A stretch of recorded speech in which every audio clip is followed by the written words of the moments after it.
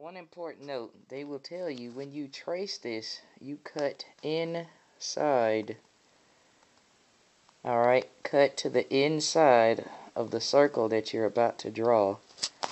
Alright, once you trace this. Again, cut to the inside of the circle. Alright, and take whatever your little marking device is, and just go on and trace your line around and around.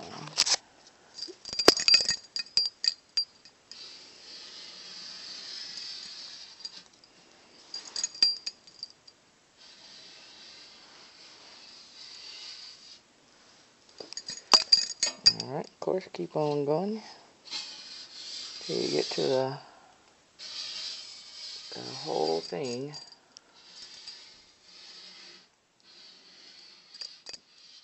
Whole thing done.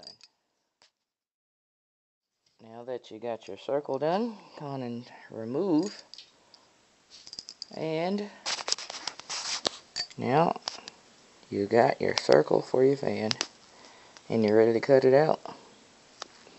Again, if you notice, once this big piece in the center is missing, folks, there's going to be a lot of wood. It's now gone out of your shape.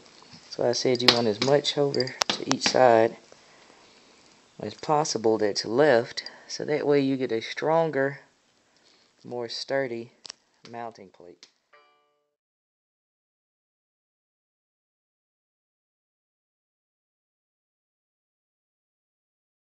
Once I picked just a point on the circle, alright, to use my little 1/2 inch, alright,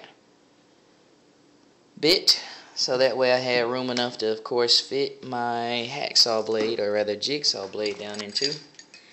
And now again, I'm just going to go on and cut right through the inside of this circle. Again, you want to cut on the inside of the line, because remember, you traced along the outside, so you got to cut along the inside. Otherwise, you'll have a big gap, and a gap in between the housing, alright, and the wood is going to result in air loss, or airflow loss, that's going to be coming back into the attic and not out through the hole.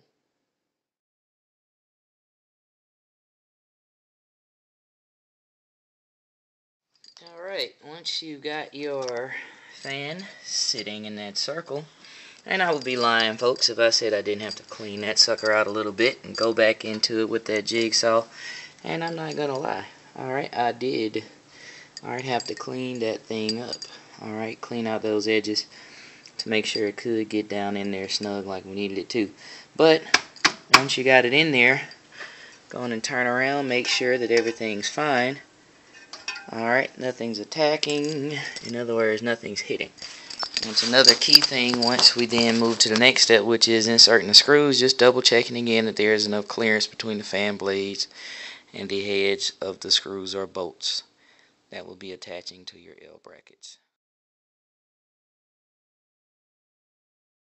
Once you get your fan in, go on and line up those slots and your L brackets to make sure, again, there's just a little bit of hang off for my particular application. Alright, I had to use a shorter piece of wood, as we talked about. Again, I had to make some adjustments with the corner, and it's all good. You gotta do what you gotta do.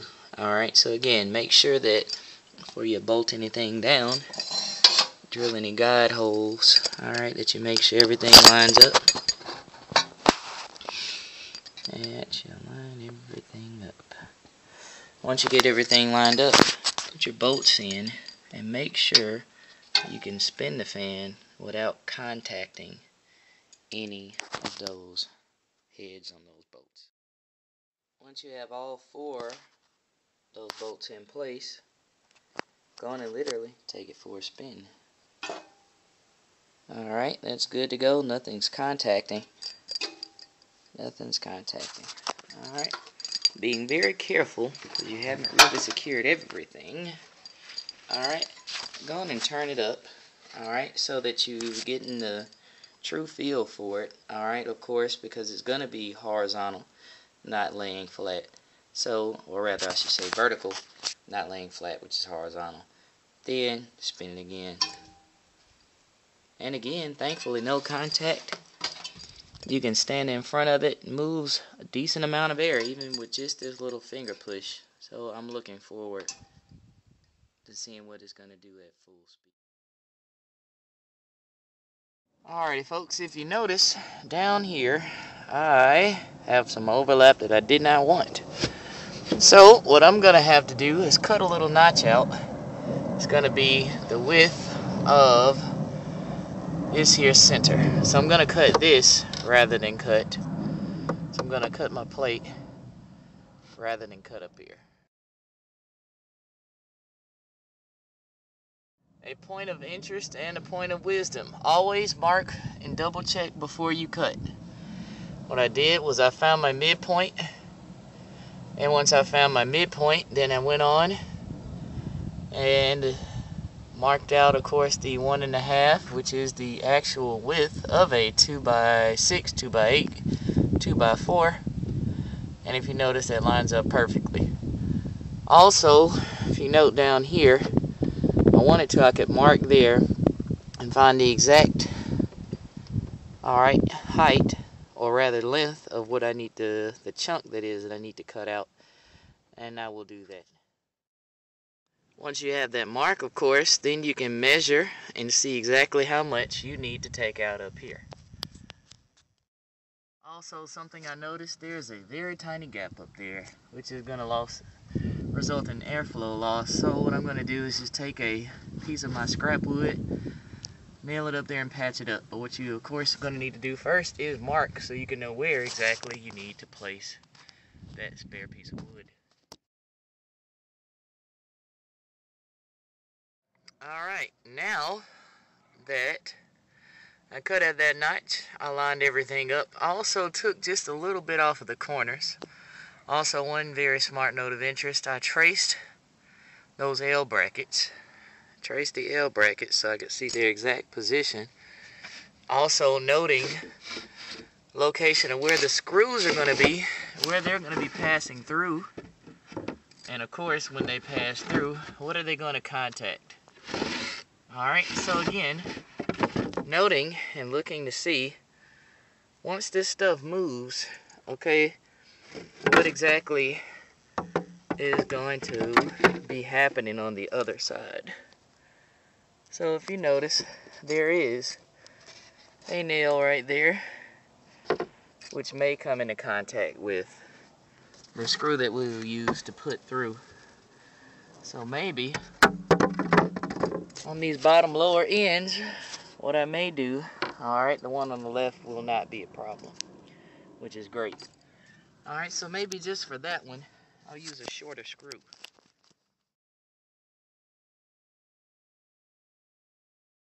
With that line clearly marked, now all we got to do is again, just take a couple pieces of wood and just put them up there on either side just to block up that little small triangle. Alright, I've got my 2 pieces of wood up there in place.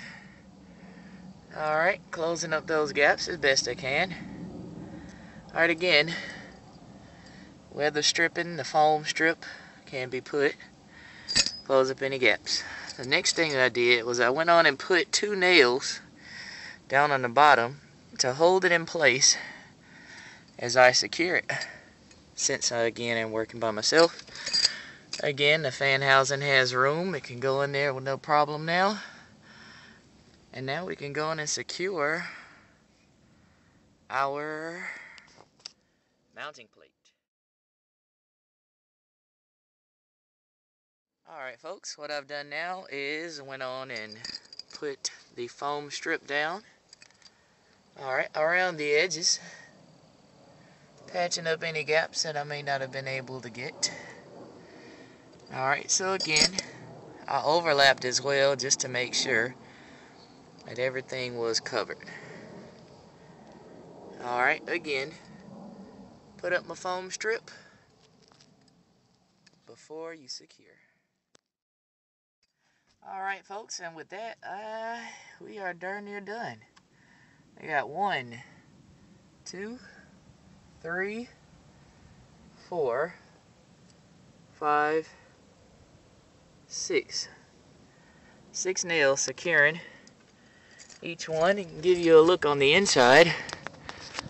You can see, alright, nice and tight, closed up there. Looking along the bottom, see our foam weather stripping. Alright, again, over here, nice and closed.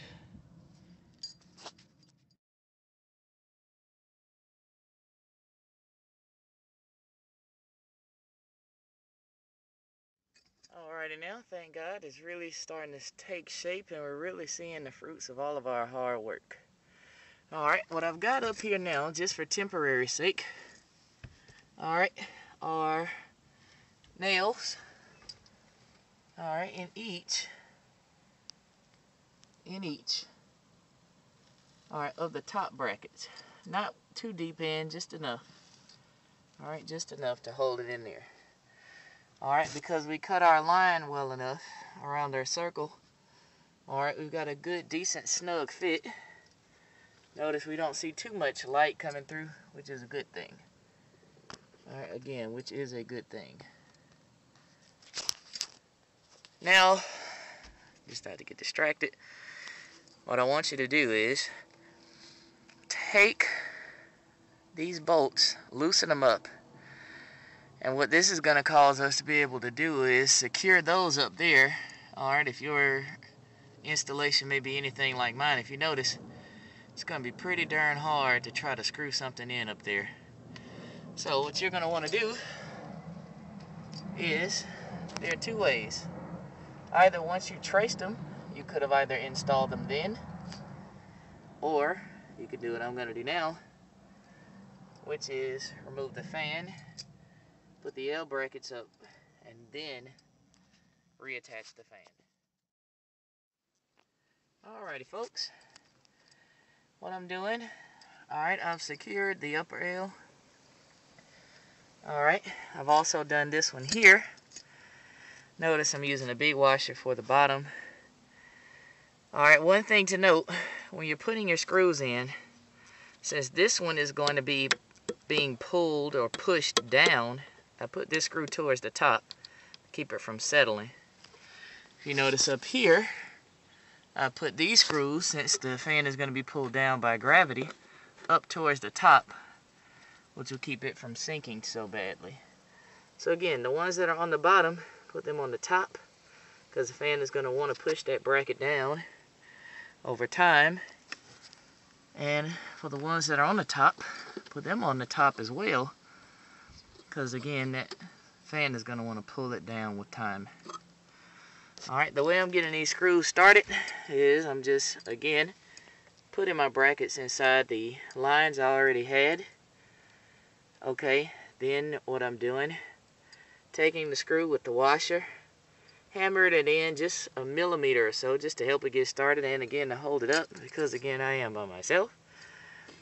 And then I'm going to start it, screwing it in with a screwdriver to again get the screw started. Then once it's going, well, then I'm going to use my drill.